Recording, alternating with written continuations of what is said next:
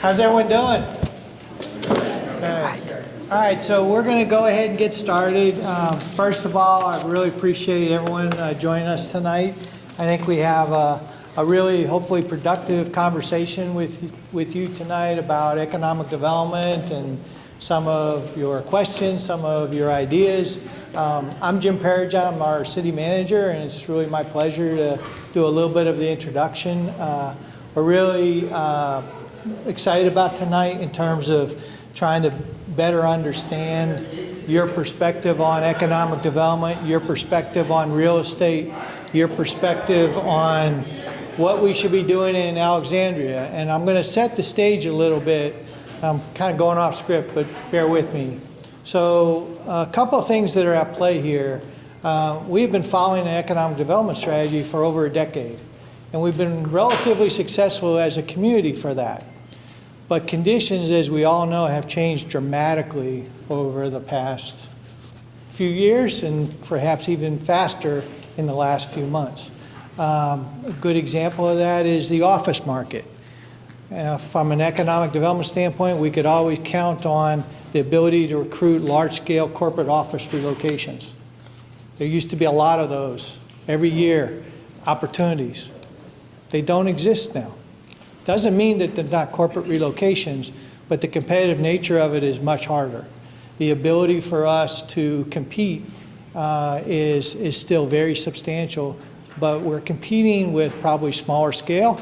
We're competing with a limited amount of people that are truly, companies that are truly trying to expand at the level that would really fill an office market that has been traditionally built across the country, not just in Alexandria, that's designed to accommodate significant populations of people in office. So that's one thing. The second thing is, some of our policy changes that are starting to occur as it relates to tariffs and things like that. Those all generate uncertainty in the market, which in economic development terms, when there's uncertainty, there's limited choices. People delay decisions, delay opportunities to do things, and they don't take as many risks. And economic development is about risk. It's one thing I want to stress. It is about risk. It's about the ability for you to make a community to make a calculated judgment that from an economic development standpoint, this is going to help the community. What that also means, and again, this is the third piece I would highlight that's a little bit different, is it used to be economic development was frankly a little bit easier to maneuver. Now it's requiring more investment on the part of the community. Some of that is monetary, some of that are new tools, some of those opportunities are forward thinking like tax abatements and things like that, where the increment of the new growth and the new value of that creates opportunity and value. So those are all things that have changed over the last few years, and you're going to hear some of that tonight. We're really fortunate. We have Tracy McDonald from Tip Strategies and her team here. They are a nationally recognized economic development firm. We brought them on to assist our team led by Stephanie Landrum and AEDP. The opportunity is good here. And that would be the fourth message I would raise, is that we are in good positions. We have a few things that are really matter when we talk about recruitment and retention. We have high talent. You all know that. You know your neighbors. Many of you have significant talent population, talent skill sets that really lend themselves to opportunities. The challenge for us is, what are those specific opportunities?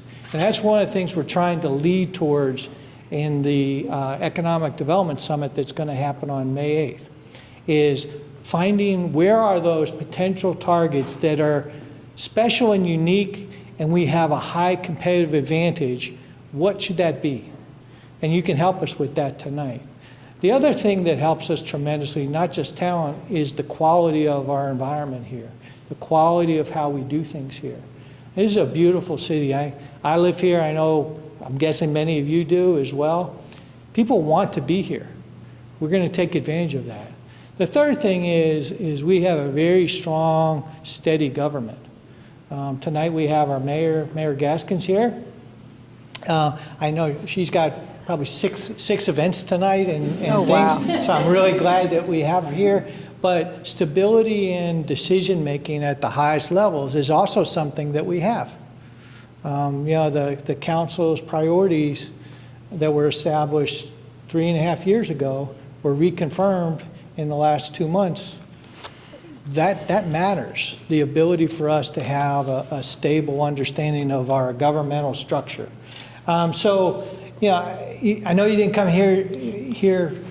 come tonight to hear me speak, but we do have some challenges ahead, but it also represents grand opportunity. Please don't take tonight that this is doom and gloom. It is not.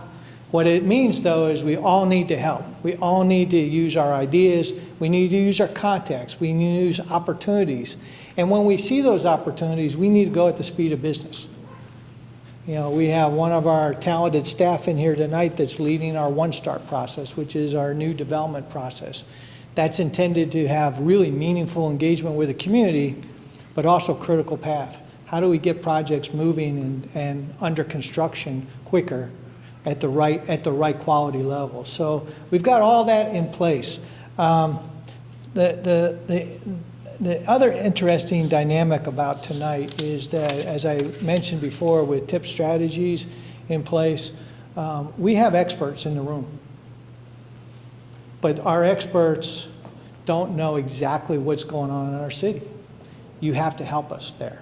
And what I'd ask you tonight, as you write up your questions and offer comments, share some of your perspectives. Some of you are longtime residents. I can see you in the room. Share some of that with Tracy and her team so that as they help craft a new economic development strategy for the city, that carries some of that messaging forward.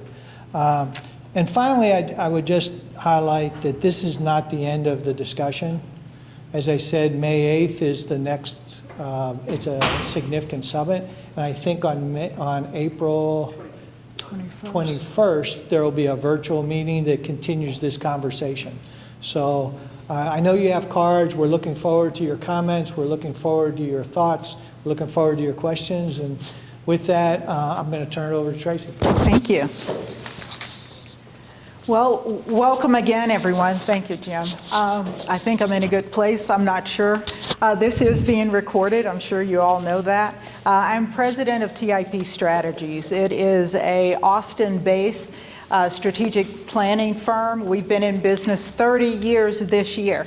We're very excited about that, and I'll tell you a little bit about the firm, but I wanted to go through the agenda. If this was my living room and I could help you envision that, I would. Because I want you to be comfortable here. I want to hear your voices. This is when they really matter. We want to know what's important to you. I've seen a glimpse of this beautiful city with the conditions that are going on, not only in this market, but markets across the country. Cities are challenged. And that's what we're seeing. Cities are taking the time to talk to their residents to find out where are the priorities today. Are we on the right track? Should we pivot in any way? And how do we move forward? Because this landscape that we knew is not the same. This landscape that we have today is one that's going to be more competitive than ever, because cities across the United States are sitting in rooms like this talking to their residents. And that's what this is about. We want to hear your perspectives, your voices. We want to hear experiences that you've had in other cities that you remember. You're like, I really like that. I want to hear ideas about where you think the next emerging industry opportunity is for this area. And that's more important because then we're talking about investment. So our time today is going to be spent on creating a level ground of what economic development is. And then we're going to talk about some of the practices, commercial land use, residential land use. Then we're going to get into some of the things like investment opportunities. Where are they here? And I want to hear from you. Where are the opportunities for investment in this area? And I wanted you to think about Alexandria, but this is also a regional economy. So expand your mind and think beyond that if you can. And we want to hear what that looks like. And then the fun part, discussion and questions. We are going to have a couple of exercises. It's a Mentimeter. I'm sure you've all seen and heard it. It's a live polling exercise. All you need is your phone. If you have a laptop, you can do that. We'll give you instructions as we move forward. If you don't, guess what? We go old school. We got note cards, right? So we'll be able to use those, and you can ask your questions, raise your hand, and we'll make sure your voices are heard. All right, and then we'll talk about next steps, continue the conversation. Well, Jim mentioned the summit. He mentioned a virtual call that's coming up on the 21st of April. All of those things are the opportunities where voices can be heard, and we want to hear from not only you, but as many people as we can. As I go through this, I'll tell you a little bit about some of the folks we've talked to already also. The outcome is to establish a shared understanding of economic development and gain insights from different perspectives, and that's who you are. All right, I guess we're going to start with Menti. All right, so get your phones out. This will be fun. The first part is, don't go too fast. You want to go to the URL. Hopefully you can see it at the top of the screen, menti.com on your phone, or hit the QR code, whatever's easy for you. Let me know when you get there. That code is what you need to enter. And when you get there, you're going to see the first question. Okay. Now let's go. In a few words, what are your favorite things about Alexandria? Oh, somebody's on it already. I love it. And you'll see this in real time as the responses come in. We'll do this throughout the night, so you'll see what everybody else is thinking. And not only that, this will be recorded for us. It's like instant notes for us to have about how you're thinking about these questions tonight. All right, Apple. Come on, somebody tell me what that is. Who said Apple? All right, you don't have to say, just somebody tell me what that means. Probably the phone. The phone? It could be the phone. Just logging on. Diversity, historic, we heard a lot about that.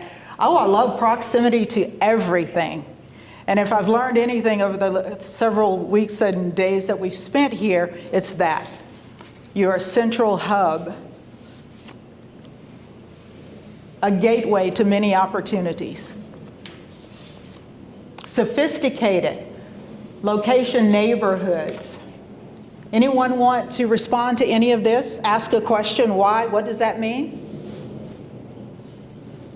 Oh, you're good, I love it. All right, to keep this moving, I think we're going to go on. The next question is waterfront.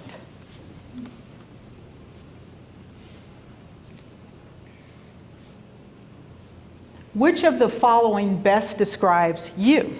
So this gives us a little insight about who you are. Do you live in Alexandria, work here, own a business in Alexandria, or more than one of these? Looks like number 8. Wow, look at that. So many hats are in this room. All right, tell me about it. Who lives, works, owns a business here? Any hands? You do. Can you? How long have you been here? Say about 40 years. 40 years. It's amazing. You too? 40 years. Y'all are winning. Anybody else? Wow. How many years? 53. Wow. I love that. That's roots. That's history. I love that. Any other questions? Comments? All right, let's move on to the next.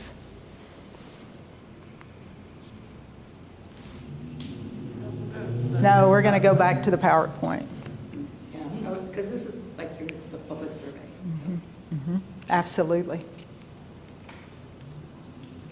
Next slide. I think that's on me. There we go. A little bit about TIP. It stands for Theory into Practice.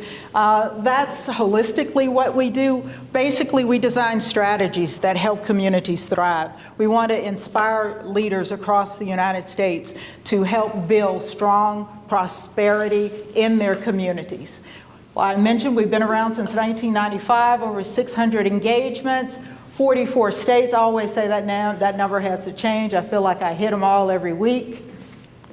All right, what informs the strategic framework? What you tell us is very important. Meetings like this are important to us. We want to talk to community residents. You see, that is so important. It's the first one. Local leaders in communities, roundtable discussions, community events, stakeholder interviews, and surveys. And I wanted to get these numbers for you if I wrote them down. And if not, I know I have them. We have surveyed the survey. Hopefully some of you have taken the community survey. Great, show of hands. How many? I love that. So any that have not will have a QR code. You'll be able to do that later at another time. But I think we have well over 280 or so respondents to the survey. We want to get that number up, right? So we're going to be pushing, thank you, we're going to be pushing out more information about the survey so we can get more engagement. We have probably met with local leaders through either interviews, virtual calls, in-person calls, focus groups, over, what is the number? 75 people, and total engagements over 355? Yes. Yeah, so, and we're not stopping. We want to keep doing this until we reach as many people as we need to. If there's somebody you need us to talk to, let us know. We want to hear about that too. What the data tells us, we're doing an economic assessment, benchmarking versus competitors in peer cities, industry and employment analysis. That is information that our team is doing, and we'll be able to present that not only to the partnership, but also to the city, so they will have that information. That's going to help tell us, once we hear from you, we have the data, and then we're going to use our experts' experience to tell us and help us build strategies, initiatives, best practices, and trends in economic development. All of that coming together will help build a framework that will guide investments and economic development in this area. Questions? All right, now we'll give you some insights to the current economic landscape. I don't know if I mentioned this, but a little bit about me. I haven't been in one area for as long as you have, but I've been in economic development 3 decades, and I've had an opportunity to work for 5 governors, 4 in Texas, 1 in New Jersey. I know there's a book somewhere.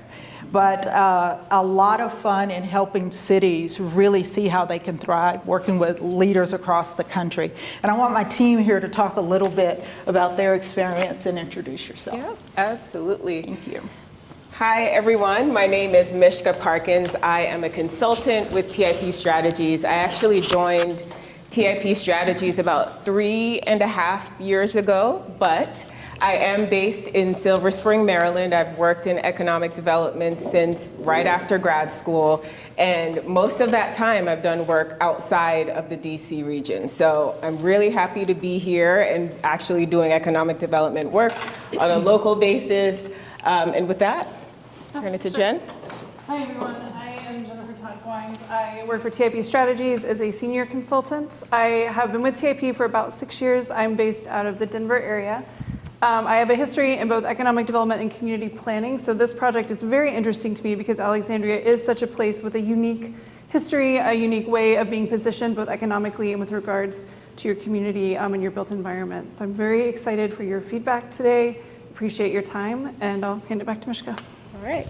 So this is always my favorite part on projects, the public engagement, being able to speak with stakeholders within the community and get their viewpoint. So I'll try my best to keep my portion fairly short, but what I'd like to do really is to set the stage for the conversation today, give you a sense of what we mean when we say economic development. I know there are tons of different definitions out there. Everyone kind of thinks about it differently. So I'd like to create at least a framework for the conversation today, talk about why it matters specifically for Alexandria, and then we'll jump into some data and some additional discussion. So with that, now that you guys have tested out Menti, you all know it works, we have a real question for you. We have another one, just trying to figure out what you think about economic development. When you hear the phrase economic development, what do you think of? Do you just think of business? Do you think of incentives, sites? What do you think?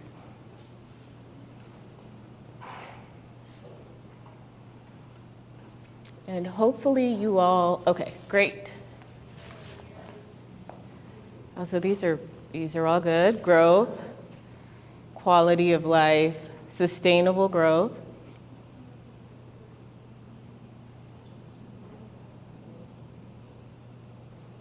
Tax revenue, taxes. Now that has been the traditional term or phrase or word that comes up when you hear economic development, right? It's always related to taxes, the tax base, and being able to grow the tax base. But what this shows us is really that the definition of economic development has grown over time, right? It's no longer just about incentives. It's no longer just about business attraction. There are other components to it as well.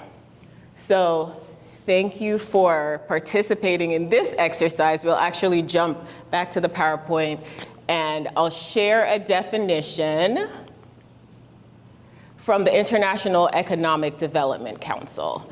And like I said, the definition for economic development, it's pretty hard to nail down one understanding of it, one definition of it. But in time, as I mentioned, it has expanded quite a bit. So for the International Economic Development Council, economic development refers to a broad range of programs and initiatives that ultimately seek to improve economic well-being and quality of life for a community. So as I mentioned, the practice of economic development has really changed over time, and hopefully you all can see this. If not, I'll try to talk you through it. But 50 years ago, economic development was all about the sites, all about the business, very real estate focused. But over time, it has evolved to be a lot more people focused, a lot more community focused. So then the focus was on attracting jobs and growing jobs. And then that also evolved into attracting quality jobs, higher paying jobs, being able to attract those higher wage positions within a community. Over time, the focus has moved to more of talent. And when speaking about talent, you have to consider things like, well, where does talent want to locate? Where do talented individuals want to be? So now things like quality of place and ensuring that you're creating a community that people want to live in become more of a focus. Equitable growth is one of the things that have become a lot more of an area of focus within the field. I started out working in economic development when it was traditional business attraction, retention, that sort of thing. Now with focus on equitable growth, I'm extremely happy to see that and happy to see communities embracing the importance of being able to mobilize an entire community, because ultimately that impacts all of our lives, right? So going forward though, I think we're all on pins and needles in terms of what's going to happen next, right? So what is economic development going to look like in years to come? So 2005 and beyond, we're not quite sure. So why invest in economic development? Economic development, as I mentioned, it's really not just about business, right? It's not just about growing business for the sake of growing business. Economic developers try to grow businesses, both large and small, as a way to diversify and strengthen a local economy. In strengthening that local economy, all of that business growth then translates to more tax revenue that can be put back into the community. And that turns into things that benefits a community. So parks, better infrastructure, public safety, housing, all of the things that make a place you want to live. So again, this broadening ecosystem of economic development, we do have a pretty broad landscape here. If you look over here on the left, These key functions are what we would consider the activities that economic developers focus on. Those top three are what I would consider more of like bread and butter type of economic development. So when you hear about business attraction, making sure that you can attract large-scale businesses or innovative businesses, that's what you think of there. But it's really come to include a lot more other initiatives and practices. So a growth in small business development, making sure that there is a strong small business community. There's also been a lot more focus on neighborhood revitalization, where typically those were areas that economic developers did not touch. But now we see a much broader practice within economic development, which now means the players and the stakeholders also expand. So here, I'm not going to go through all of these, but this just gives you a sense of how large this economic development ecosystem is. So going from public agencies, both at the state level, county level, municipal level, thinking about public-private economic development organizations that may be focused either at the city level or focused on a more regional scale. You also want to think about the business community as well, and a large component of this, which I'm happy to see more of recently, is workforce development, right? So you can't really think about growing business and supporting business without actually helping to support the workforce system.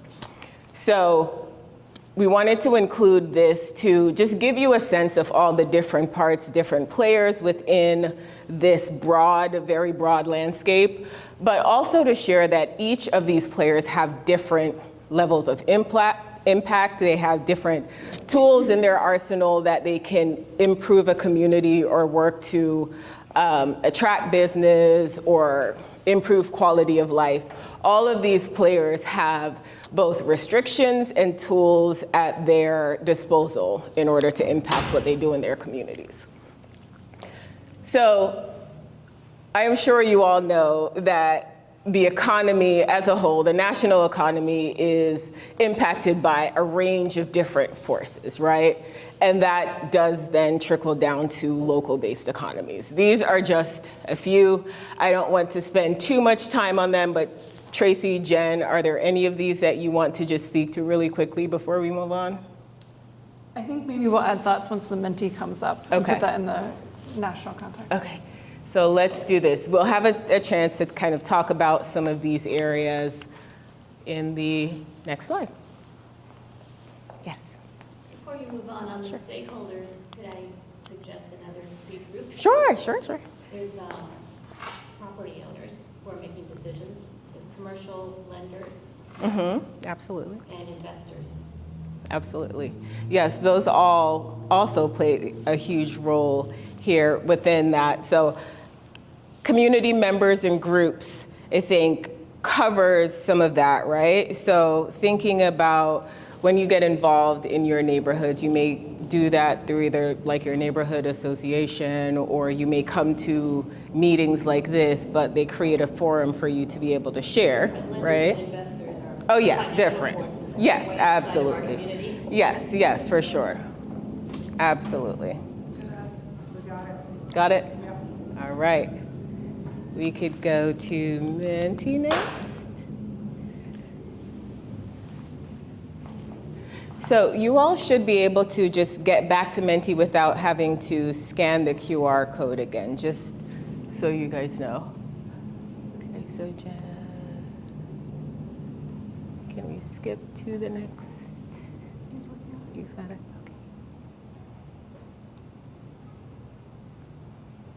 Okay, so we threw a pretty long list at you. So here, we just want to get a sense from you, what's top of mind for you? What do you think, what are you most concerned about? What are some of those larger, broader factors that are impacting us at a national level that will impact us locally as well?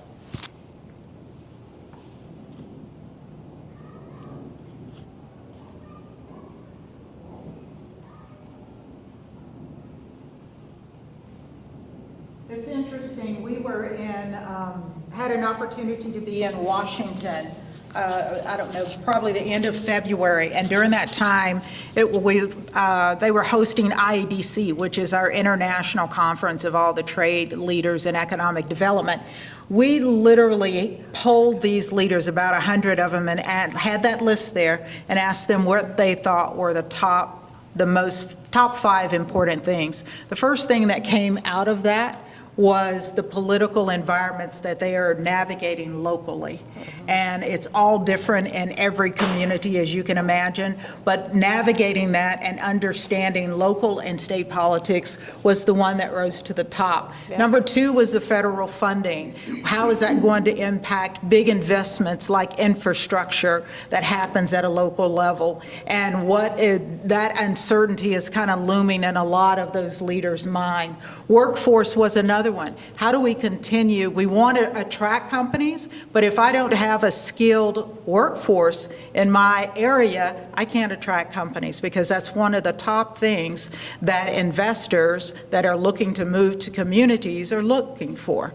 So those are just some of the areas that popped up. At the lower end of the spectrum, you can imagine, for the folks in California, climate resilience was number 1. And so that's why we wanted to ask you this question. We really want to get some idea of what's happening locally, what your perspective is at this level.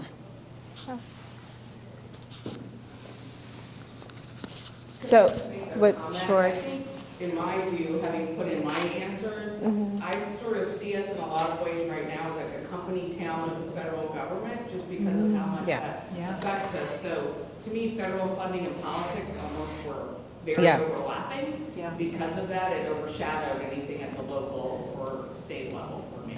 Absolutely. The responses here are appropriate for where we are, for sure. Does anyone else want to contribute any comments? I think it's very telling that the issues that are long-term issues, like climate resilience, DEI, healthcare, immigration, are at the bottom. Yeah. And hopefully that's just temporary, but we've got to wade through the politics first. But it's just very sad that they've come so far down the list. Yeah, absolutely. And you always see it, right? We have a tendency to focus on the things that are right in front of our faces and not really thinking much further out, right? Any other comments before we move on?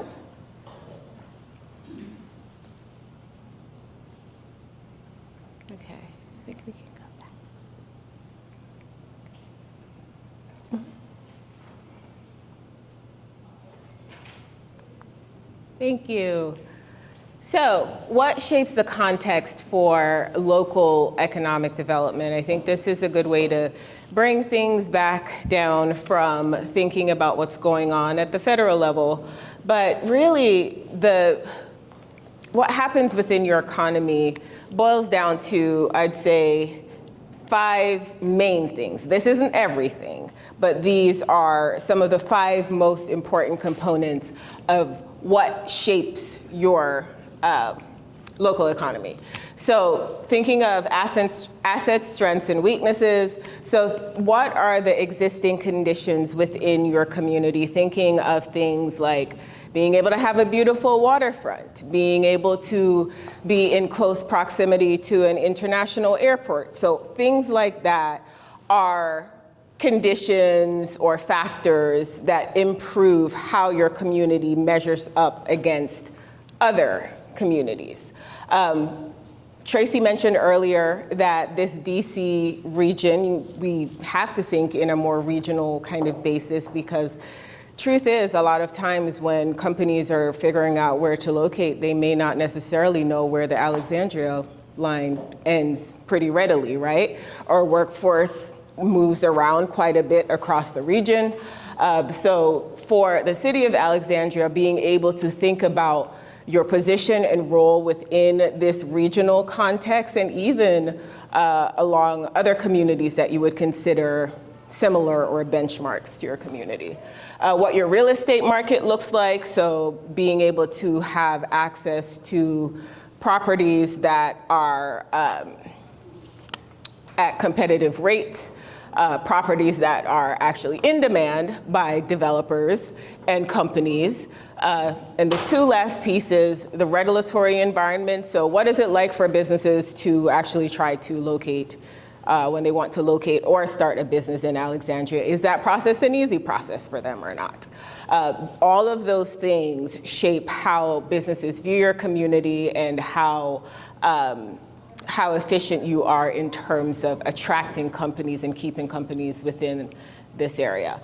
Finally, federal priorities and context. We talked quite a bit about that already, so I don't want to dwell on that anymore for the sake of time, but I will just say that is a huge consideration for a lot of the communities we work with, because a lot of funding, either tied to growing specific industry or for improving infrastructure, comes from that, right? So you guys know that, I am pretty sure. All right, so thinking again about how companies decide where to locate, where to invest. At the top of that list, we've talked about it, is talent, right? So making sure that the workforce has the skill sets needed for them to do whatever it is that their businesses do. Location is another large factor. So our customers nearby, support suppliers, as well as the transportation or logistical kind of networks that they depend on. Do they support their business? Real estate is another one we talked about. Quality of place. This has become even more and more important because it just makes sense for businesses to move to communities where people want to be. And finally, the regulatory climate, which we covered on the next slide, or the previous slide. So we wanted to close out by sharing what we're hearing on our end. Area Development Magazine is a publication essentially for corporate site selectors and economic developers. Every year they do a survey and study of the top communities or states where businesses want to locate. So this is the most recent results. So the findings here are all from location consultants, so the people that go out and find a site for businesses. And they essentially ranked all of the factors within a community that are important to them. So this list goes from most important to what's perceived to be least important. This is a national survey? Yes, national. Yes. So at the national level, talent, we're hearing it everywhere. Talent remains the number one factor across many communities. So, I'm really interested to see how this pans out for 2025, right? Everything has changed for this group of leaders who participated, and they targeted site consultants, location advisors, people who are out there guiding companies through this process to meet their needs about their investments. So will it still be about a qualified labor force? Anybody got any thoughts? Will that still remain to be the top? I see heads nodding. Yeah. Anything that you think will rise to the top based on our current environment, politically, federal, whatever's out there? Don't we have lots of federal workers available? Well, I was waiting for that. Exactly.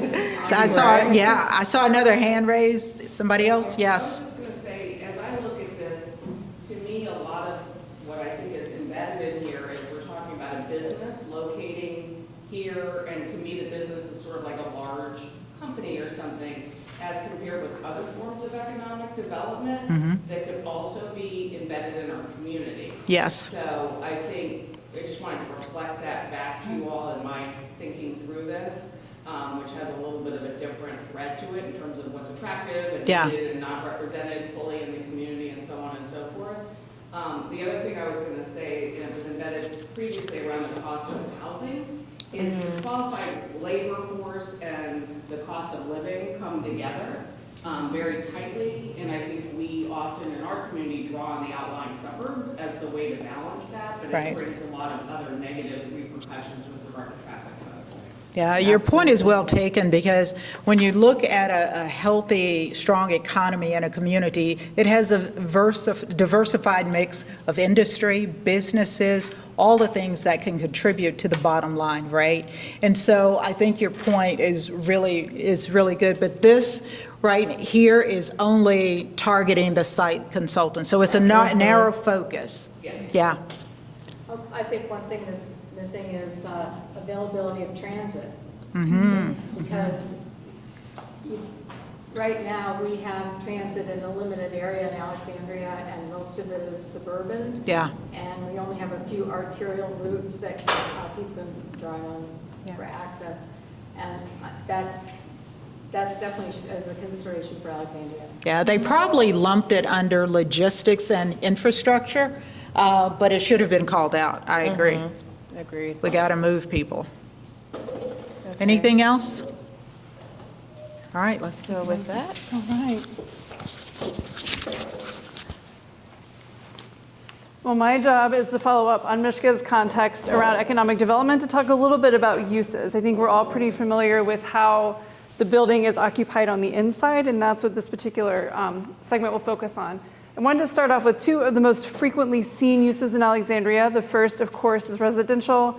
You have both single-family residential and multifamily, and here we mean single-family could be a house. Multifamily would usually be more than one unit. So you've got a duplex, a triplex, different scales of apartments and condos, et cetera. We also have commercial, and here we're using commercial as a very big umbrella term to include it in commerce-focused uses, so maybe that's a business, maybe it's an office. You can have entertainment uses, hotel, et cetera.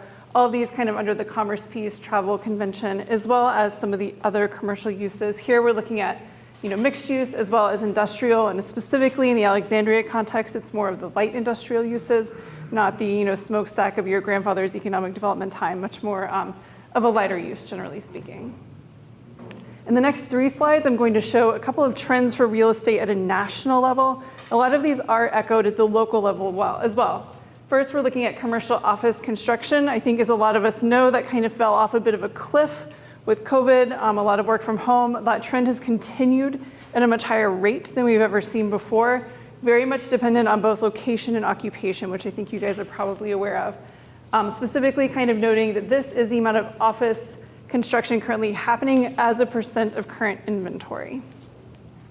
On the next slide, I wanted to show vacancy rates. And the important thing here is that dark line are your CBD, your central business district vacancy rates, much higher than your suburban office. And the point of showing this is to say, one, Alexandria does compete with the suburbs for office space for workers, but that high vacancy rate also represents an opportunity. It's a really great opportunity for Alexandria to use those buildings for something else going forward. There will always be an office presence here, but it does open the door to kind of rethink and reimagine. I know there are already a lot of adaptive reuse projects happening. You've got office to residential conversions, and we're going to talk about other potential things later on. This is a slide showing our industrial construction rate. Again, this is as a percentage of existing inventory, another pretty sharp decline. This will be an interesting one to keep track of over time, especially as things like nearshoring and reshoring become a bigger part of the conversation with some of the economic changes related to tariffs. But currently you do see, again, that pretty sharp decline in construction. But one thing we are seeing, same with office, is more of an investment in redevelopment and reuse of existing spaces rather than the creation of new ones. One industry where we see a lot of increased construction happens to be in data centers. So you can see here, obviously 2019, not much of a thing on the horizon. As time has gone on, a very sharp increase. I think now we're at about, as of February, the most recent data, about $35 billion in data centers so far this year. The last one I want to talk about is, the rise of kind of entertainment and place-based experiences. And so this is something that really kind of rose a little bit as a reaction to pandemic isolation and the idea that when I go out of my house, it needs to be worth my time. And so one is, experience becoming more important in your traditional spaces. As people return to office, The idea is, especially what we're seeing in commercial real estate, is these offices need to have additional amenities to draw employees back. And in order to make that experience easier, having things like laundry on site, having dining halls, places where people can access their needs without needing to go off site. Also, retail is experienced. During COVID, online shopping, we have a graph on that as well. It just shoots up. It's an amazing increase, as you might expect. And so now retailers are having to look at how can I create an experience that actually gets people back into my store. Sometimes it's through events or workshops. Sometimes it's through fun social media things, treasure hunts, et cetera. The idea that we need to entice people back out into the public sphere. In this next section, we talk about ways that entertainment benefits from conditions in your local community. And I think a lot of these are things that Alexandria has already. You have high foot traffic, very pedestrian-oriented environment. That's helpful. Also have a strong grounding in tourism, destination appeal that brings folks in not only from Alexandria, but also outside of your city. And a history of engaging with arts and culture. As experiential things, these tend to be more of a creative industry product. And you can see here some examples, just to give you an idea of what I'm talking about. We look at theaters and performance venues as being an option. Immersive storytelling. I don't know if any of you may have seen a Van Gogh exhibit that's very immersive. Things like Meow Wolf that's throughout the country. Looking at museums, athletic events, bowling alleys, pickleball courts, very popular now. Also esports and tournaments is another piece. Meetings and special events space. And then of course, things like wellness spas, places where people can go have yoga retreats, et cetera. And these are all things that can be both new construction or due to their creative nature, part of an adaptive reuse project. So these are things we're seeing in a variety of building types. What I'd like to do now is prompt another discussion through Menti, and this is very much focused on uses and what you would like to see prioritized through future development projects.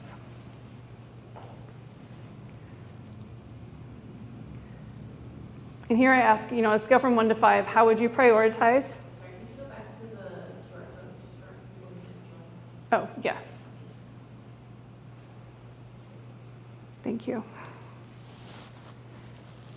And so the QR code will get you there, or you can go to menti.com and use the code on the screen.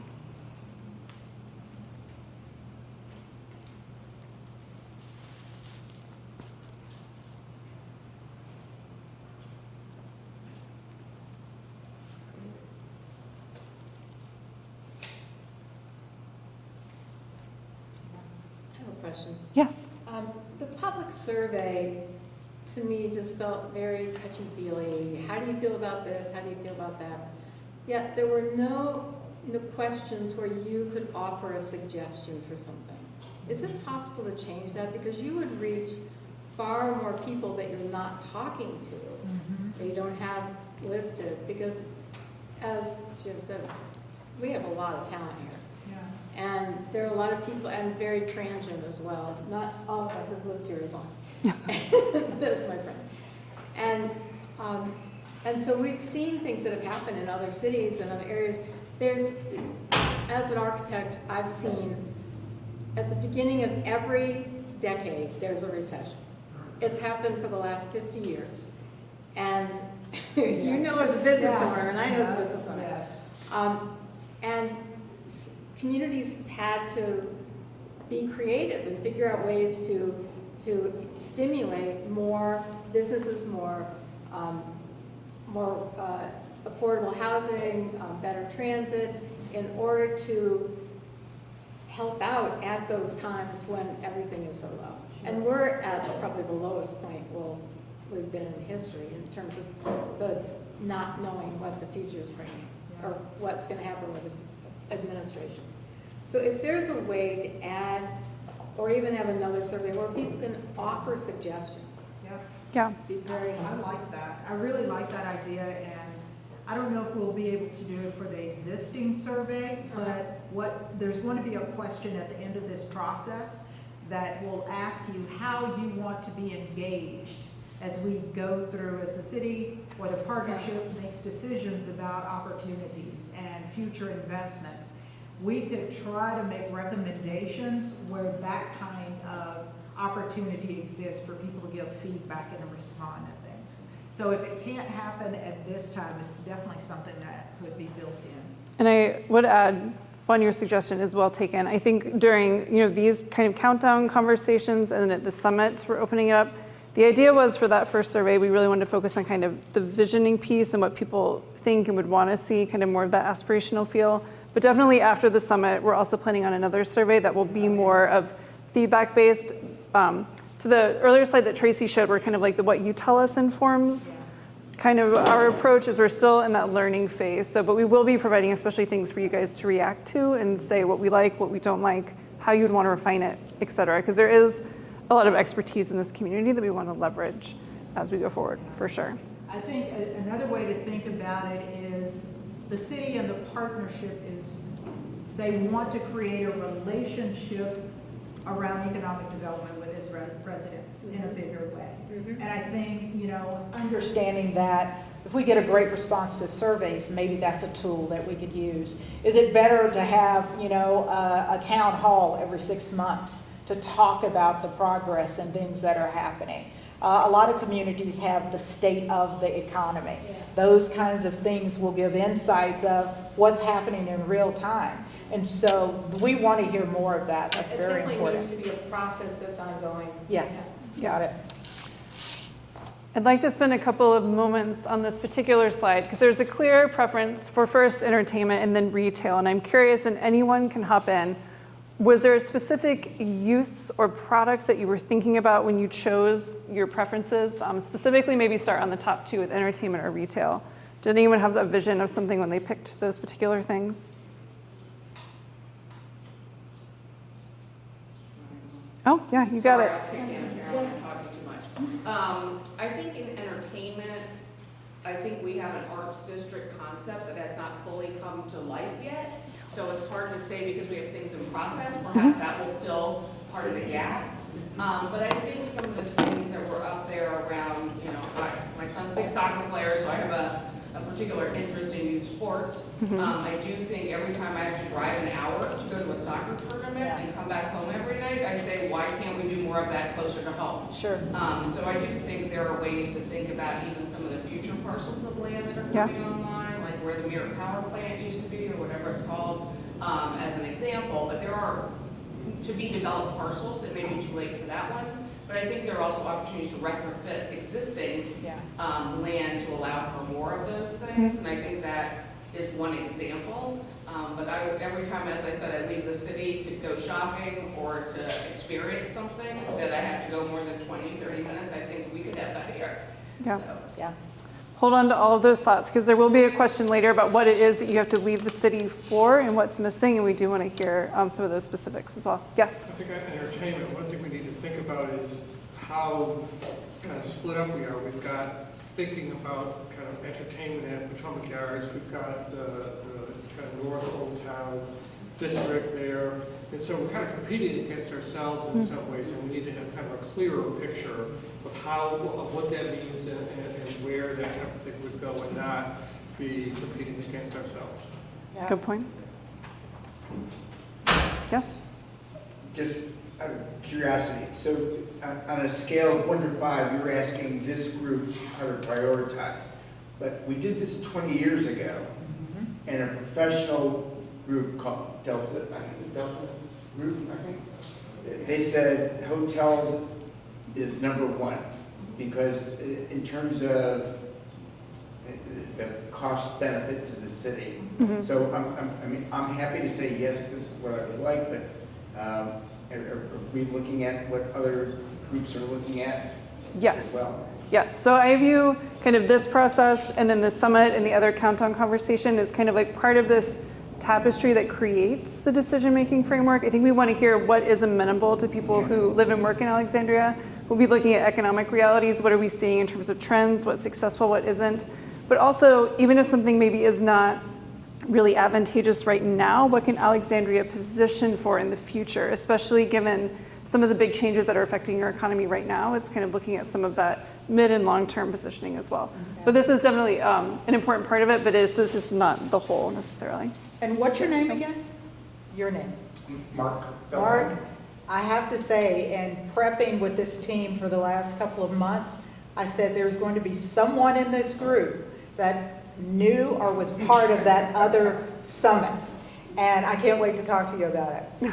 I can't wait. Oh, we'll go for you and then right back here. On the bottom side, light industrial, I Yeah. think that's not very well defined, and a lot of people envision, kind of noise or odor or things like that. With that movements, you might call like some of the facilities out in the Eisenhower Valley that have been controversial a little bit. So it's hard to kind of have that rank without having a little better definition as to what that really looks like. If that's something related to the Virginia Tech campus, where it's something that kind of evolved around that whole side, vastly different than some of the types of things that we've seen. So that it's so the other ones, I think, in people's minds, they can picture it a lot better. That one, I think, gets rated low because people have a hard time kind of picturing what that is, other than kind of some of the negative environmental community consequences. That's a good point. And I saw a lot of heads nodding in the room when you said that, seeing a lot of people agree that probably defining that one in particular, because it's not, we're not looking at nuisance uses. We're talking about like maker spaces, about, like maybe some textile work. It's very much of a lower intensity use of manufacturing rather than something that, creates a large impact on a neighborhood per se. And So it's like space. yeah, that's a good one too. Because the idea is to have where startup businesses can go, or art studios, or a whole variety of businesses that don't fit in traditional office retail space. Exactly. I think we had, yes. Oh no, you're good. I mean, this pedals back to some of the previous slides, but it seems like a disparate approach where which one of these, pick and choose which one. Yet at the same time, there are, I think that there has to be some holistic thinking and an integrated approach. So if I have this correct, being on a couple volunteer commissions, I think Alexandria is a city of 15 square miles, not very much. And so when we want to look at climate resilience, we need open space. And so open space right now, in a lot of the development that's happening, is very contained within an envision of a brick building, which heats up and so on. So some of the ideas about entertainment, if you could think in a way that, okay, what's a big field we can have? Where can we really have green space, maybe on a bigger scale? But I think that it has to be holistic, otherwise we would just keep on, doing things piecemeal, but keeping that big picture in mind. And I think these are wonderful categories that have to be, but integrated. Oh, absolutely. A little bit more in versus this is the demand now, tomorrow may be something different. Right. And maybe that brings in more of those long-range things that we have to be very careful about, because the disasters, the natural disasters are getting very close to us now. Yeah, absolutely. You go home at night and you say, my God, thank God that's not me, but when? Yeah, exactly. I think we might flip back to the PowerPoint. So in the next couple of slides, I want to talk about some of the kinds of investment opportunities we initially see. And again, this is kind of a high-level conversation. But starting here, this is a wall of words, but I will not read the entire slide to you, I promise. What we're seeing here are different opportunities that we see for investment in Alexandria. And if you think back to the slide that Mishka showed with the 3 circles, when you're investing in some of these kinds of businesses and industries, the output, the idea is that we're able to generate more community benefits over time. So here we see a couple of things. One, emerging and advanced technology. That could be something like AI, some of the quantum computing, data analytics, some of that high-tech work that you see. A number of the next few, cybersecurity and defense, corporate HQs, nonprofits and associations, all very much benefit not only from what's here in Alexandria, but also your proximity to the federal government. So you have a great workforce here, as well as the benefit of some of the institutions across the river. Entertainment and tourism. As I mentioned earlier, there is a great base here for that particular industry. You're already ranked #1 in a number of different magazines. I kind of tried to summarize it here. But your architecture, your art scene, et cetera, all bring people to Alexandria. Looking also at education, you have an amazing foundation of educational assets that can be used to help some of the federal workforce reskill and reorient to different jobs while being able to stay here in Alexandria. And then healthcare, obviously the new Inova campus that's happening, Also, a lot of the network here of providers and educational institutions, not only in Alexandria, but for a lot of these industries, trying to take that regional approach as well. How can we coordinate and cooperate with some of the surrounding communities to realize those economies of scale? This next slide shows you where some of the potential and existing catalyst projects are. What I want to show you here is kind of the idea that these are very geographically dispersed, that there are a lot of opportunities throughout the city that have been identified for future investments, and mostly just trying to kind of benchmark this in your mind in terms of where might some of these things happen and where they might happen, or where you're seeing the red circle and star and then the kind of square and star on the map. This slide goes to that stakeholder engagement that Tracy was talking about, what we've seen so far in the survey, what we've seen through stakeholder engagement, and we summarize some of the key themes.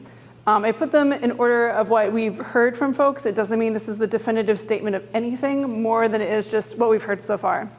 One of the major things is equitable growth. We have heard folks say they would like to see growth happen throughout Alexandria, and always getting a reminder that Alexandria is a city of different neighborhoods, but they're part of the same whole. Looking at real estate, we did hear a lot about folks wanting to have any real estate investment that occurs, create experiences for people who live here, also repurposing assets that are currently available. Third, for business retention and attraction, intentionally stated in that order, that one, we really want to focus on retaining businesses that are here, as well as attracting new ones and focusing on economic diversification, especially, of course, in response to what we're seeing from the federal government. For small business support, we heard a lot in our conversations with small businesses and associations, this desire to have access to resources, whether that's technical assistance or networking or funding. Entrepreneurship and commercialization is not only important because it is a realm that generates a lot of value for a community, but I think it's also a way to repurpose a lot of the federal workforce where you have highly specialized, skilled workers who could enter into some relationships with, for example, the Virginia Tech Innovation Campus and others to really work in entering the entrepreneurship space. Under workforce, again, rescaling and resilience, very much a theme of the conversation, as well as creative placemaking, making sure that anything that happens reflects the unique place of Alexandria. I've heard a lot about community engagement and the desire for people who we spoke with to be aware of what's happening in the city and to be a part of decision making. Part of what we're doing through these conversations is trying to learn more about how you would like to be involved. And then resource alignment, making sure that the different organizations and players, not only in Alexandria, but in the region, are coordinated in economic development efforts to make sure they benefit as many people as possible. With that, we're going to take another minute break.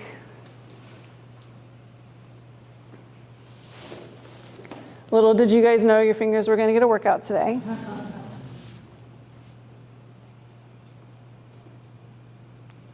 All right, so we'd like to know, kind of thinking about the emerging industries and growth areas, are there any other ones that you think we should consider that we haven't yet touched on?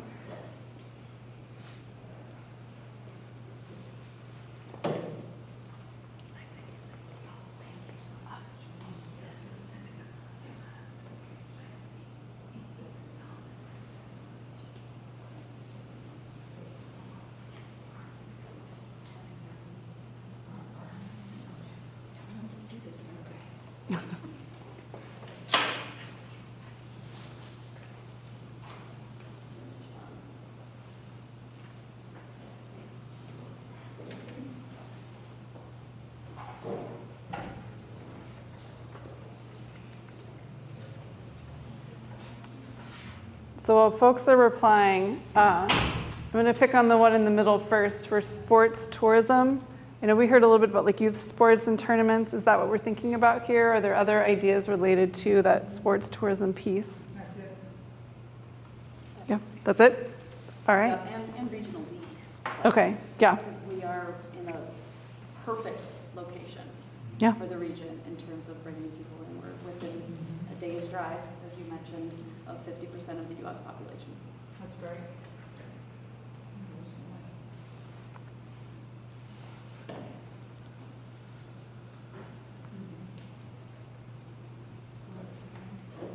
Yeah. Well, I'm seeing kind of creative industries.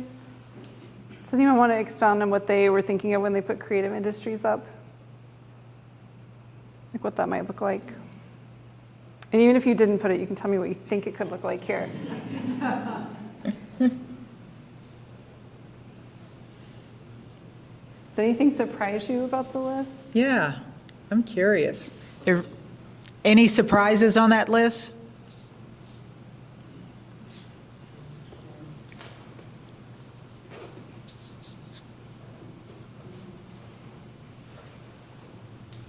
There's If you went back up a little bit, I'm sorry, it's hard to see it all at once. Can you scroll it? Yeah, Mentimeter went through a not helpful update where the scroll doesn't work anymore, so we have to manually. Something about convention center over there, and I was curious about if someone had more light to shed on the size and scale, given our proximity to the big national landing. Oh, there it is. Sure. Any thoughts on that? I think that goes with like the convention center meeting space idea, what it is we're thinking of with that, what might that look like? And again, it doesn't have to be yours to chime in. We've even heard civic center, a place where the community could use also. Yeah. Meeting space is a very low. Yeah. In here, even graduations have to go outside the Yeah. Yeah. Right. to happen. And so, yes. Well, and even hosting where you guys are today, very Yeah. few options, and you have to compete with a lot of other groups who also need meeting space with a That's right. limited number of locations. Yeah. There's, opportunity for amenities to those. Yeah, that's a good point. Yeah, yeah. And I don't know if everyone can hear, but she's saying about the opportunity to also add amenities to the meeting spaces. So it's not just a room, it's also a place where other things are occurring. Let's go to our next question. Here I'm going back to the themes slide that I showed, and I'm kind of asking which of these, would you think are most important? And then on the next slide, I'll ask you what's missing. So if you have additions, keep those kind of pinned. But for now, we'll do the ranking piece.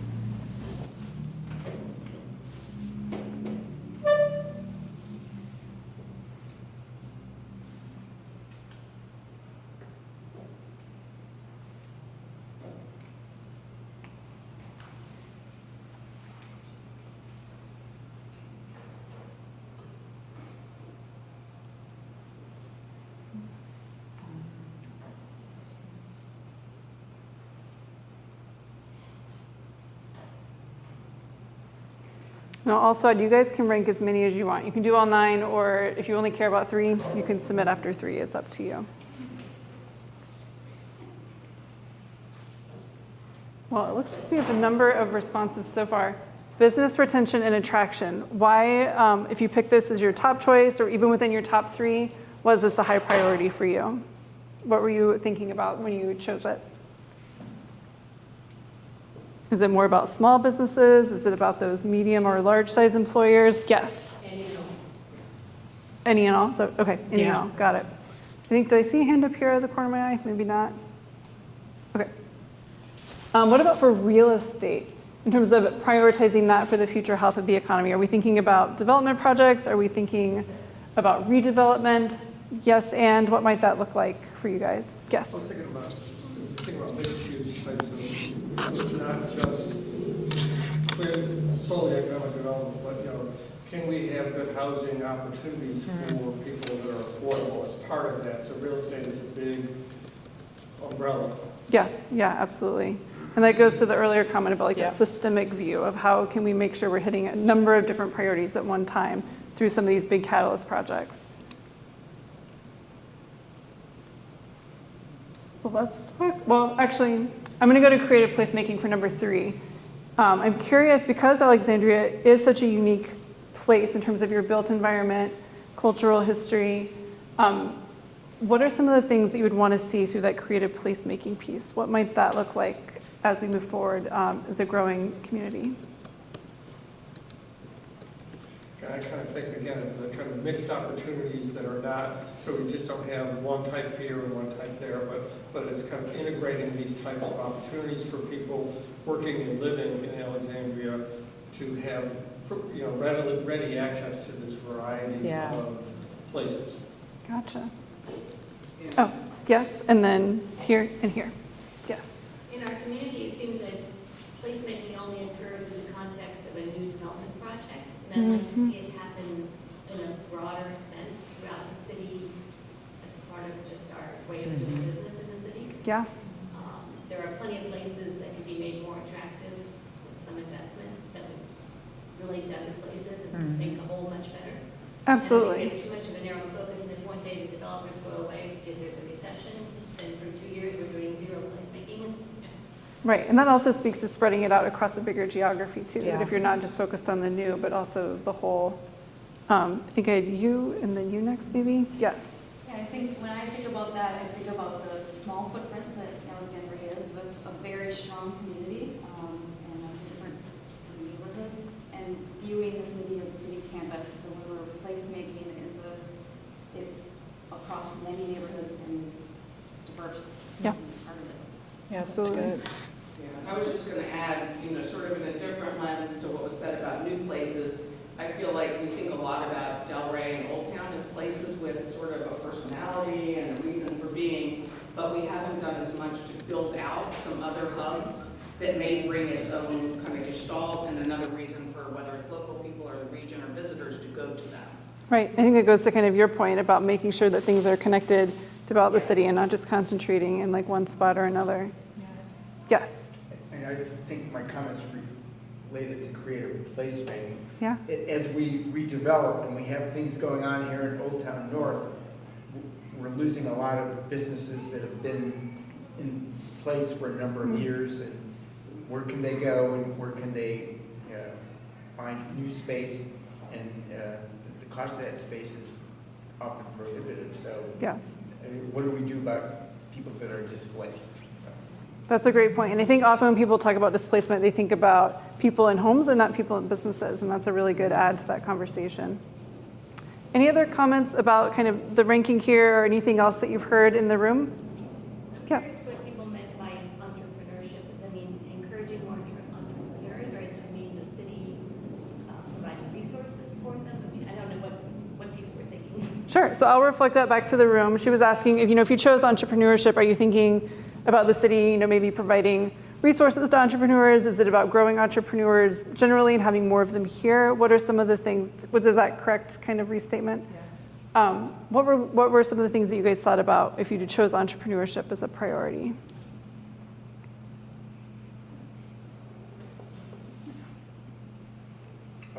Encouraging startups, people that have Yeah. businesses that started in garages. That's what I think we're looking at, but we need to encourage that as well. Distinct from small businesses, but other kinds of businesses, I just want to clarify because I struggle with understanding this. The distinction between the small business support and entrepreneurship. Great question. I would say in a room of economic developers, you guys would all have a different opinion of that as well. But from my perspective, what I was thinking about, and that's a very good question. And within the room, as people answered, they probably thought about this differently. So that's a good point, kind of like defining light industrial. But to me, entrepreneurship is more of starting those kind of high growth types of companies, whether it is employing a lot of people, having very high revenues, but you're kind of on that fast track. Small business is a little bit more of kind of staying that small, local, smaller employees, smaller general revenue year over year. Both can be very valuable to a community, especially when a founder is very committed to the community. We see both small business owners as well as entrepreneurs having a huge impact on the place in which they're located. But it's that commitment to community that's really important. And you have an opportunity to do both very well in this community. Someone mentioned earlier about the availability of federal workers. Those federal workers can come with ideas of innovation on how to privatize things that have been done by the public sector. So there are a lot of ways to think about how you grow and what entrepreneurship could be in a community like this. Any other thoughts on this piece? So what we'll do now, we're going to stay in Menti, but we're officially launching into the discussion part of the conversation where there's no more of TIP with slides, but it's much more of questions for you guys and facilitating that conversation. We'll go through a number of those, and then we'll have a Q&A. And what we've set up is the ability to enter in questions and kind of upvote the ones you most want answered. We'll also have note cards available if you don't want to type your whole question in, especially after an evening of entering things in your phone. It's up to you guys. But we'll go to the next question. And let me just say, you guys are doing great. We're getting a lot of information, and keep it up. This has been very valuable for us. Thank you. In thinking about that last slide on the themes, is there anything missing that we should be thinking about as we approach that kind of thematic way of thinking about economic development and growth in Alexandria. If there was something that you didn't see on that list that we should be thinking about.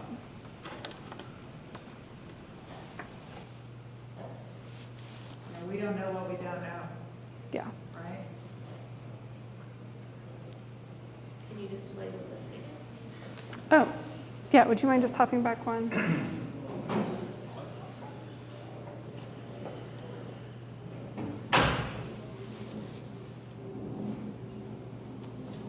So we had the business retention and attraction, real estate, the creative placemaking, entrepreneurship, workforce, equitable growth, small business support, community engagement, and resource alignment.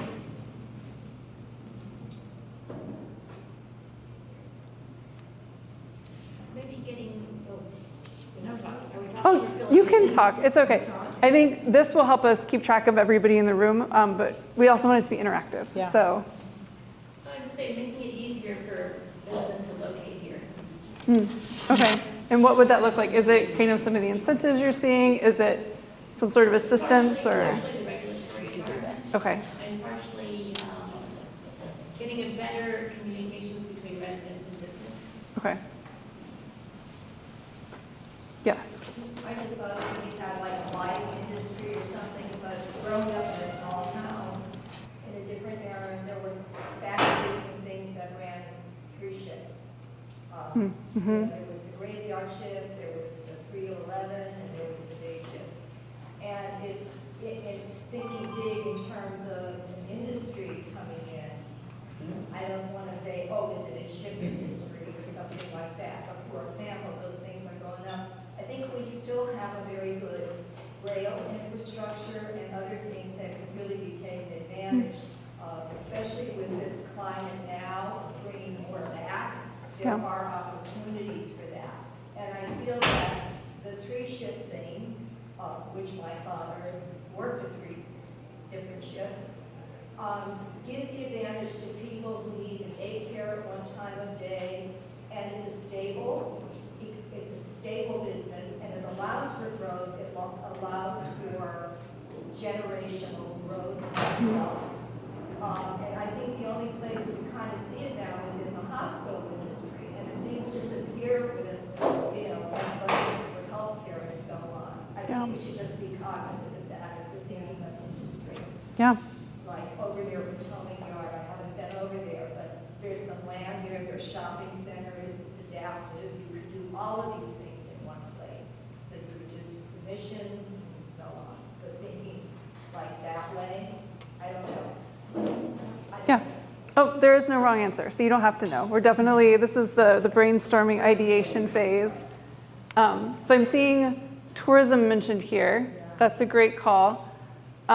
Is there any particular type of tourism you're thinking about, or more of kind of maintaining and supporting the existing tourism industry? Maybe it's introducing a new draw, sports? 6 I see minutes. some heads, yeah. You get that? Potentially 6 the minutes. arts, tourism 6 as minutes. well, arts and music. All right, let's go to our next item here. So in a few words, and this is going to be a word cloud, so it's a little easier than that open response question. What do you think Alexandria's competitive advantages are in real estate and development?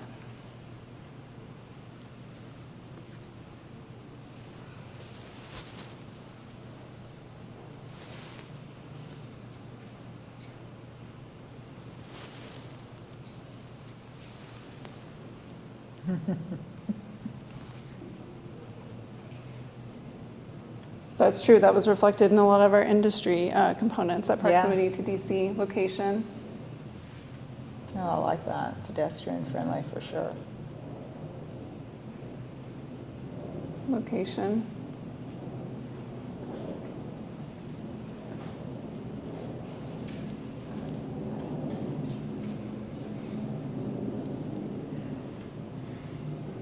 Yeah, that's nice. I feel like those 3 are all the top 3, closely tied: location, waterfront, close to DC, all very much as competitive advantages that can be replicated by anybody else. So I think that those are all excellent to mention. Pedestrian friendly. What I'd like to do, since we are tight on time, is we're gonna skip through some of the other questions, and we're gonna go to the last one, which is just, do you guys have any questions for us? And here you can enter in questions and then upvote the things that you would most want to hear about. And so unfortunately, you're gonna have to hit that arrow a couple of times to get there. Yeah.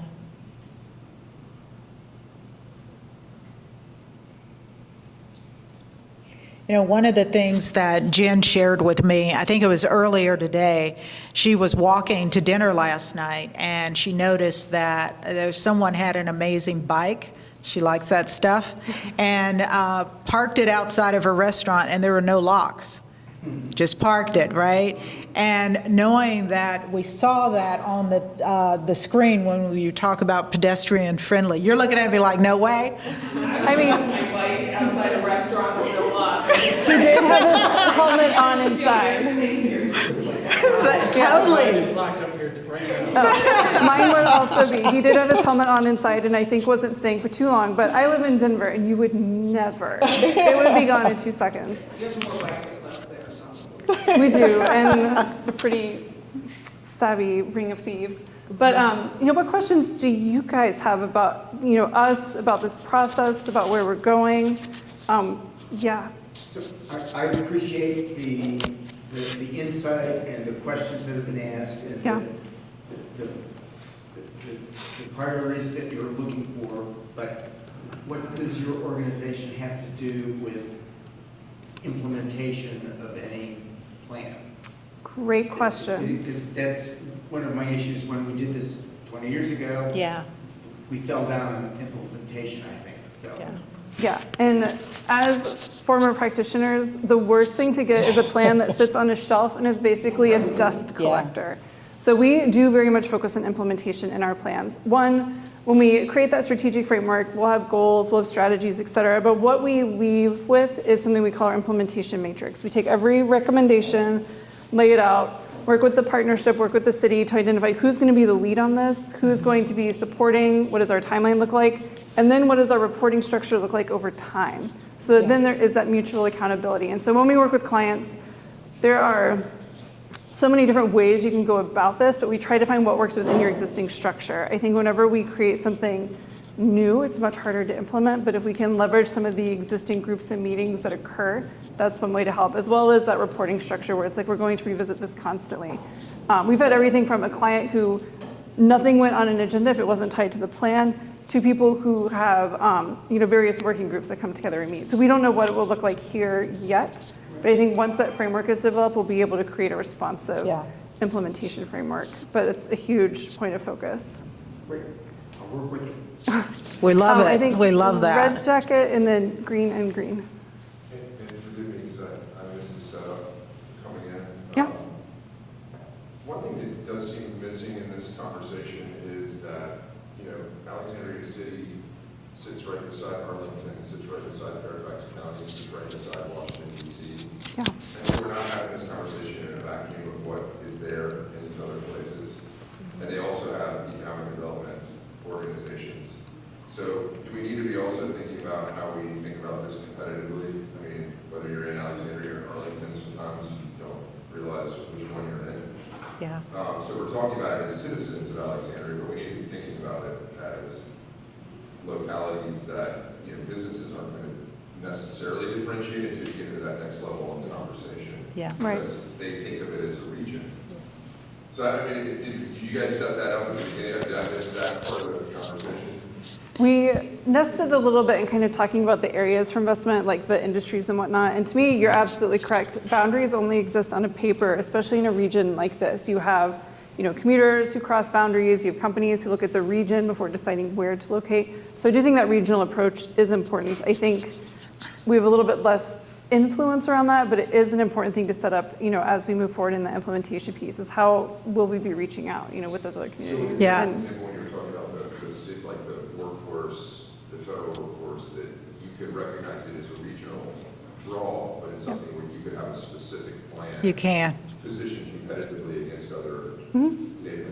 Yeah. Absolutely. I think, did you want to, Jim? Yeah. Yeah, and I want to steal Stephanie's thunder because there's been some examples of where, depending on what the opportunity is, if the region comes together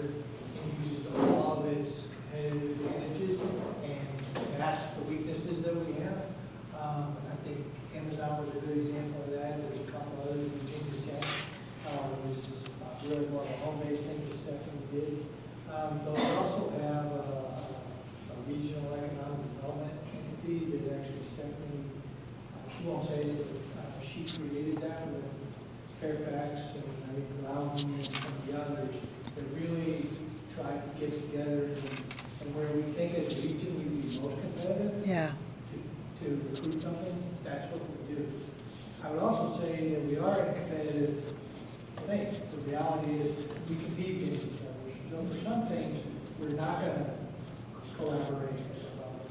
Perhaps we might need to do at a more regional basis. So there are some things that happen there.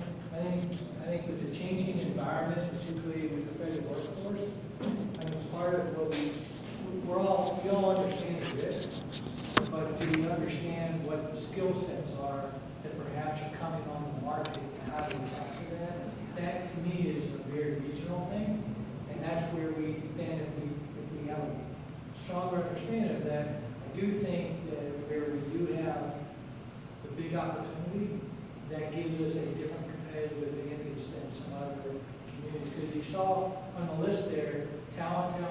Yeah. That's something we've had for 2 decades, but now with the unfortunate circumstance of federal workers, does leave an opportunity as a region that we do have some strengths there that perhaps we would not have been available before. So it's not a full answer, but I want to make sure we connected a couple of those pieces. Yeah, that's good. Do you have a question? So I was going to go almost directly there too. Yeah. Thinking about, are you going to try to put together regionally some of the strengths and weaknesses that we have compared to some of the other people in the region? We're not going to compete, we're not going to build a wet lab and compete against Montgomery County's life sciences complex up there, or assuming that they don't create it with the federal government's changes. The associations and lobbying firms and things like that with the ease of access on the transportation system into DC, when I think about the numbers of associations and others that are here, is something we're probably much more stronger with. And so I had kind of seen that regional context of what are the strengths and weaknesses of Alexandria in light of this regional complex. Yeah. I look at around out in Fairfax and some of the larger federal contractors that kind of serve the DoD and things. Are there some opportunities here? Boeing has moved up to Arlington. And so again, I don't know, do we have the types of things here that would help feed that or not? So that strengths and weaknesses of Alexandria in light of not just Loudon and Prince William and Fairfax and Arlington, but Prince George's County and DC and even Frederick and Charles counties. Yeah. I think one of the... Having worked at the Council of Governments and the Northern Virginia Regional Commission, the whole regional thing has been a lot of my work over these last dozen years or so. So But again, thinking here, we got to think about how to reposition. That's right. No, I think those are great points. I do want to add, Jen, and I know you're getting ready to wrap up, is earlier when we opened up the discussion, we talked about what the data tells us, and part of that is the economic assessment that we do. And in that assessment, it will include benchmarking with other cities from a competitive lens, and also looking at peer cities for aspirational growth and opportunities. So we'll be looking at that as we've done a lot of that work, but we'll continue to have that to provide to the city and the partnership. And I think, I promised her the next question. I was going to make a comment, just going off Mark's comment about the implementation. I think the fact that we're sitting here and people remember, oh, didn't we do this 20 years ago, is very telling. Yeah. I think continuing these dialogues around whether you call it economic development or revenue strategies have to be ongoing, and they have to continue to change with the times. I think if we had this meeting a year ago, we would not have seen the bottom falling out of the federal workforce as it's happened, and we would need to redo our plan. So I would hope as one outcome of this that between ADP and the city, this becomes an ongoing living process that doesn't just focus on only implementing the plan that we say today is the plan, but continuing to improve it and change it with the changing times around us. And that is exactly what our matrix does. So you teed me up perfectly. And the idea of the matrix is that you can reprioritize things according to a changing environment without needing to revisit a plan. The idea is that plan is good for a period of time. That framework will be something you can come back to while maybe reshuffling in the implementation matrix. I mean, we were, for example, on the ground with clients when COVID hit. No one saw that coming either. And so there will always be the new thing that happens that we want to be responsive to. But ideally, by looking at what your assets are, what your strengths are, how we can position both locally within the context of the region, the state, et cetera, that we can create a good framework and foundation going forward. I do want to say thank you, everybody, for your time. I know we're a teeny bit over, but I do want to respect that you all came out here to share your input today. Thank you again. If we could go back to the PowerPoint real quick, we've got two, because I love a good QR code in a PowerPoint, like a good consultant. We have, we'll go a little bit further. Yeah. If you guys want to snag the QR code for, we'll go again. And then one more. Yeah. And one more again. There we go. Next slide. There we go. If you have not taken the pre-summit survey, this QR code will take you there. You are welcome to take the survey. Please share this with anyone that you would like. It is open to the public, and that means everyone. And then information on the Economic Summit. If you would like to attend, you can again grab that website from the QR code, and we would love to see you on May 8th. Thank you for your time, for sharing your thoughts, and we hope to see you again in May. Please tell all your friends about it and to participate. Thank you. Good job.